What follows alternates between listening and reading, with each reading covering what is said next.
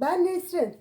Hastalıktan kalkmamda bana çok yardımcı olan, daha içer içmez etkisini gösterip öksürüğü keserken vücut direncini yükselten ballı, limonlu karışım hazırlıyorum. Karışımı hazırlayacağımız kabın kapaklı olması çok önemli. Bu karışımı hazırladığınız zaman 15-20 gün hiç bozulmadan rafta bekletebiliyorsunuz. Ne balı kullanmak istiyorsanız kullanabilirsiniz.